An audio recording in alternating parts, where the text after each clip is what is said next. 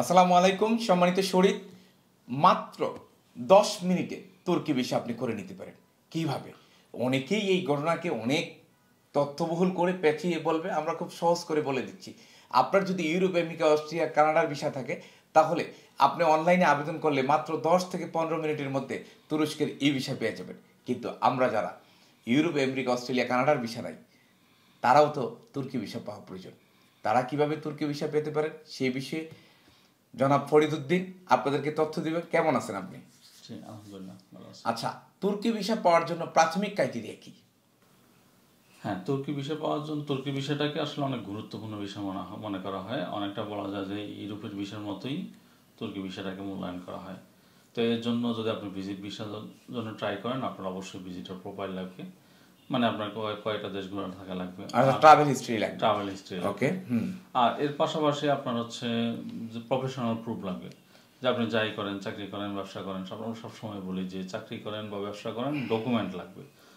তো তুর্কির ক্ষেত্রেও সেম, সবগুলো ডকুমেন্ট আপনাকে জমা দিতে হবে। আচ্ছা, সারা পৃথিবীকেই আমরা মুখে যেই কথাটা বলি, এই কথার আসলে পৃথিবীতে বেজ নাই, কিন্তু যখন এটা ডকুমেন্টেড হবে তখন এটার একটা বেজ তৈরি হয়। তাহলে আপনি চাকরিজীবী, আপনার অ্যাপয়েন্টমেন্ট লেটার আছে, আপনার আইডি কার্ড আছে, আপনার স্যালারি শিট আছে, আপনার ভিজিটিং কার্ড আছে, তার মানে আপনি ডকুমেন্টেড একজন চাকরিজীবী।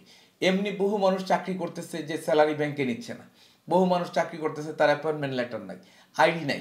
কিন্তু এইটা যখন কোনো অ্যাম্বাসিতে বলবেন বা কোনো ইনস্টিটিউশনে বলবেন, নট অ্যাকসেপ্টেড, এটা অ্যাকসেপ্ট হবে না।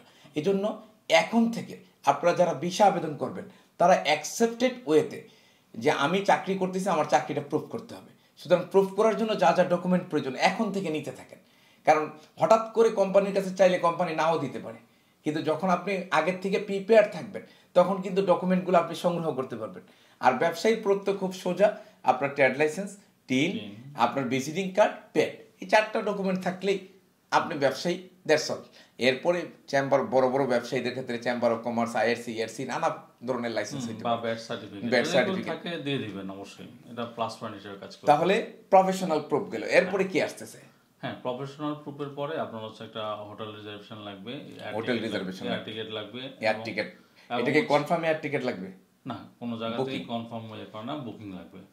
এর পাশাপাশি আপনার হচ্ছে আপনার ট্রাভেল প্ল্যান লাগবে, আপনি কখন যাবেন, কোথায় যাবেন, মানে আপনার টোটাল একটা ট্রাভেল প্ল্যান লাগবে। অর্থাৎ এই জিনিসটাকে কেউ ট্রাভেল আইটিনারি বলে, কেউ ট্রাভেল স্কেডিউল বলে, কেউ ট্রাভেল শিডিউল বলে, যে যা বলুক, আপনি কোথায় কখন যাবেন, কখন কোথায় থাকবেন, কতদিন থাকবেন, এর একদম ডিটেইলড একটা প্ল্যান প্রয়োজন, এবং সেই প্ল্যানটা লিখিত হতে হবে। ওই মুখে বলবেন নট অ্যাকসেপ্টেড। ওকে।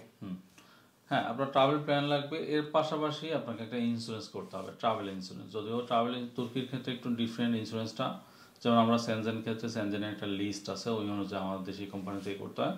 কিন্তু তুর্কির ক্ষেত্রে আপনার তুর্কির কোম্পানি থেকে করতে হবে ইন্স্যুরেন্সটা, যেটা শুধু অ্যাম্বাসি করতে, মানে আপনি যখন অ্যাম্বাসিতে জমা দিবেন, যদিও অ্যাম্বাসি জমা নেয় না, এটা বিএফএসে জমা নেয়।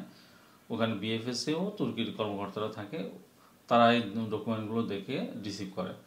ওখানেই তুর্কির মানে ওনারাই ইন্স্যুরেন্সের কাজটা করে দিবে। আপনি যেই কদিন থাকবেন ওর উপরে বেস করে তারা একটা ইন্স্যুরেন্স করে দিবে। আচ্ছা, আমি যদি ইজি করে বলি, তুর্কির কোম্পানি ইন্স্যুরেন্স ছাড়া তুরস্কে যাওয়া যাবে না, নাম্বার 1। নাম্বার 2, ইন্স্যুরেন্সটি যদি আপনি বাইরে থেকে করতে পারেন, দ্যাটস গুড। না পারলে বিএফএস এ যখন আপনি ভিসা অ্যাপ্লিকেশন জমা দিতে যাবেন, এর জন্য এক্সট্রা টাকা নিয়ে যাবেন, সেখানেই তারা ইনস্ট্যান্ট এটা করে দিয়ে দিবে। রাইট। এবং আনুমানিক কেমন টাকা যেতে পারে? আনুমানিক তুর্কি অ্যাম্বাসিতে আপনার সিঙ্গেল এন্ট্রি এবং ইন্স্যুরেন্স সহকারে প্রায় অলমোস্ট 25,000 টাকার মতো লাগবে। তাহলে 25,000 টাকা আপনাকে ডিপোজিট করতে হবে। এবার আসেন, ভিসা পাওয়ার জন্য কি আমাকে পাসপোর্ট জমা করে রাখতে হবে? হ্যাঁ, তুর্কি একটু প্রবলেম, তুর্কি অ্যাম্বাসিটা, যেটা এতদিন মানে প্রায় অলমোস্ট 1.5 মাস আপনাকে পাসপোর্টটা রাখতে হবে। তবে এটা হচ্ছে, তবে আরেকটা বিষয় হচ্ছে, শুধু ভিজিট ভিসার ক্ষেত্রে এই সমস্যাটা হয়।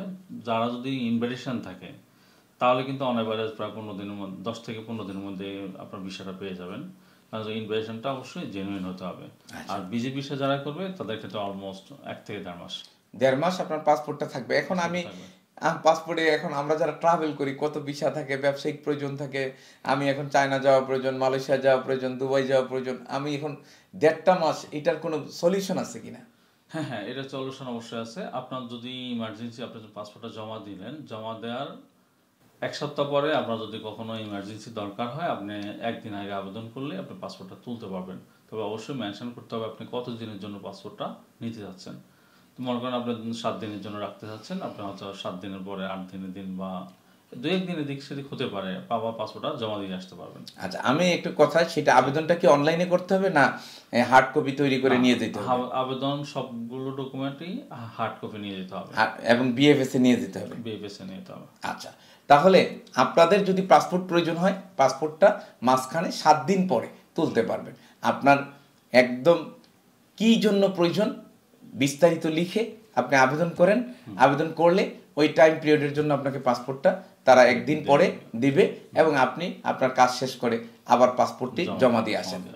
আচ্ছা, এতে কি ভিসা, ধরেন পাসপোর্ট আনলাম আবার জমা দিলাম, ভিসা পাওয়া না পাওয়ার ক্ষেত্রে কি প্রভাব বিস্তার করতে পারে?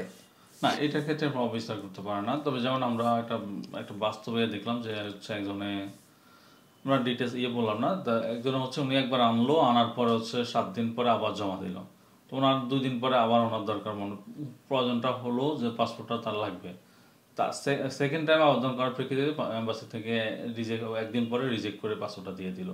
তো একটু খেয়াল রাখা দরকার যে দুইবার এভাবে করা যাবে না। অর্থাৎ একবার আবেদন করে আপনি পাসপোর্ট নেন, কাজ করেন, কিন্তু যদি আবেদনটা একাধিকবার করার প্রয়োজন হয় তাহলে আপনি ধরেই নিতে পারেন যে আপনার তুর্কি ভিসা হওয়ার সম্ভাবনা খুবই কম। আর আসলে সবকিছুই এম্বাসির উপর ডিপেন্ড করে। এই রিজেকশন বলেন, ভিসা বলেন, কোয়ালিফাইড না সে ভিসা পেয়ে গেছে, অনেক কোয়ালিফাইড ব্যক্তি ভিসা পাচ্ছে না, কিন্তু আমরা সিস্টেম ফলো করলে আশা করতে পারি আমরা ভিসা পাবো। আচ্ছা, তাহলে ব্যাংক স্টেটমেন্ট, ব্যাংক সলভেন্সি তো লাগছে? হ্যাঁ, সব ক্ষেত্রে, সব ভিসার ক্ষেত্রে অবশ্যই। আচ্ছা, এটা কত টাকা দেখালে এটা ভিসা প্রাপ্তির সম্ভাবনা বেড়ে যায়? তুর্কি যেহেতু ইউরোপের পার্শ্ববর্তী একটা দেশ, তুর্কির পাশের বর্ডার দেশ হচ্ছে গ্রিস। তো তুর্কির কালচারটাও তুলনামূলক বেশিরভাগই ইউরোপ কেন্দ্রিকই। ইভেন তুর্কিতে আপনার ডলার দিয়ে কেনা বেচা করা যায়। ইভেন আপনার ডলার এক্সচেঞ্জও করতে পারবেন। যে হচ্ছে মানে আপনার প্রোডাক্ট কিনলেন, একটা প্রোডাক্ট আপনি $100 দিলেন, একটা প্রাইস হচ্ছে $50, আপনি ওখানে আবার বাকি $50 ক্যাশই ফেরত পাবেন। মানে ওরা ওইভাবে করা। আর ইভেন তো ওভারঅল যেহেতু প্রচুর ইউরোপিয়ান আসে, তো ওদের ট্যুরিজম সিস্টেম বা আর ওভারঅল দেশটা এগুলো অনেক উন্নত। ইভেন তুর্কির ইতিহাস অনেক অনেক মানে সমৃদ্ধ। রাইট। আচ্ছা, এখন আমরা গেলাম, এখানে একটু ওভারঅল সময় লাগলো। টাকাটা কত প্রয়োজন অ্যাকাউন্টে মিনিমাম, যে এর কম দিয়েন না? এখানে দেখেন, আপনার হচ্ছে চাকরিজীবী এবং হচ্ছে বিজনেসম্যানের ব্যাংক স্টেটমেন্টের দুটোর প্ল্যানিংটা ডিফারেন্ট। আপনার চাকরিজীবীর ক্ষেত্রে অবশ্যই তার স্যালারিটা আসতে হবে। আর স্যালারিটা মনে করেন সে আপনি 1 লাখ টাকা স্যালারি পেলেন, আপনার হচ্ছে কিছু টাকা সবসময় এখান থেকে কিছু সেভিংস থাকবে। এভাবে যদি ব্যাংক স্টেটমেন্টটা এভাবে সাজানো থাকে, তা আপনার ভিসা হওয়ার সম্ভাবনাটা অনেক বেশি থাকবে। তবে মিনিমাম যে অ্যামাউন্টটা, এটা অবশ্যই একেবারে যদি সর্বনিম্ন থাকে তা 5 লাখের নিচে না থাকাটাই বেস্ট। পার্সোনাল অ্যাকাউন্টে 5 লাখ থাকতে হবে।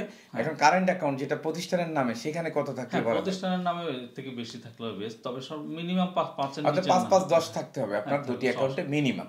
এবং যথারীতি ট্রাভেল হিস্ট্রি থাকতে হবে, প্রফেশনাল প্রুফ থাকতে হবে। এডিশনাল আর কোনো ডকুমেন্টস কি প্রয়োজন আছে? না, এডিশনাল ডকুমেন্টস প্রয়োজন নয়, কিন্তু তুর্কির ক্ষেত্রে আরেকটা জিনিস খেয়াল রাখতে হবে, যে কোনো ডকুমেন্ট যদি ফটোকপি দেন, তাহলে আপনাকে অবশ্যই ওই প্রত্যেকটা ফটোকপি আপনাকে নোটারাইজ করে দিতে হবে। ফটোকপি বলতে কি, আপনার মনে করেন ব্যাংক স্টেটমেন্ট, ব্যাংক সার্টিফিকেট তো অরিজিনালি দিবেন, কিন্তু আপনার হয়তো বা ট্রেড লাইসেন্স, টিন বা আদার্স কোনো ডকুমেন্ট থাকতে পারে, যাদের ম্যারিড সার্টিফিকেট, এগুলো লাগবে। কিন্তু এগুলোকে অবশ্যই নোটারাইজ করে দিতে হবে। নোটারাইজ ছাড়া তুর্কি এম্বাসি রিসিভ করবে না। আচ্ছা, তাহলে কোনো ডকুমেন্টসের ফটোকপি তুর্কি এম্বাসি রিসিভ করবে না উইদাউট নোটারাইজ। অর্থাৎ you have to do it, আপনাকে এটা করতে হবে। যত ধরনের ডকুমেন্টস দিবেন, সেটা যদি ফটোকপি হয় আপনি অবশ্যই নোটারাইজড করবেন। আচ্ছা, তাহলে এই প্রক্রিয়া আমি 1 থেকে 1.5 মাসে ভিসা পেয়ে যাচ্ছি। আর কোনো ক্রাইটেরিয়া আছে কি, যে ক্রাইটেরিয়াটা একটু স্মরণ রাখার দরকার দরখাস্ত করার সময়? না, এখানে মোটামুটি যদি আপনার ট্রাভেল হিস্ট্রি থাকে, প্রফেশনাল ডকুমেন্টগুলো ভালো থাকে, তাহলে ভিসা হওয়ার সম্ভাবনা বেশি থাকে। আচ্ছা, আর কিছু দেশ তো অবশ্যই যেগুলা ঘোরা থাকবে, তার মধ্যে মানে একটা এর তো কোনো ফিক্স নাই কোনো দেশে, আমরা জানি 3টা দেশ, 5টা দেশ, 7টা দেশ, কয়টা দেশ হলে করলে মোটামুটি একটু রিলায়েবল? মিনিমাম 3 থেকে 4টা দেশ। 3 থেকে 4টা দেশ হলে আপনারা চেষ্টা করতে পারেন তুরস্কের ভিসা। আপনাদের যাদের ইউরোপ, আমেরিকা, অস্ট্রেলিয়া, কানাডা আছে, মাত্র 10 মিনিটে অনলাইনে আবেদন করে ভিসা নিয়ে নেন। আর যাদের নাই, তারা আমাদের এই প্রক্রিয়া ফলো করে। আপনি তুরস্কে আবেদন করেন, ইনশাল্লাহ আমরা দৃঢ় আশাবাদী। আমাদের সিস্টেম ফলো করে বহু মানুষ ভিসা পেয়েছে, আজকে ইউরোপ, আমেরিকা, অস্ট্রেলিয়ায় ঘুরে বেড়াচ্ছে, আপনিও ভিসা পাবেন। এবং ভিডিওটি শেয়ার করে আপনার বন্ধু বান্ধব, আত্মীয় স্বজন যারা আছে তারা যেন সহজে ভিসা পাইতে পারে, সকল প্ল্যাটফর্মে ছড়িয়ে দিন।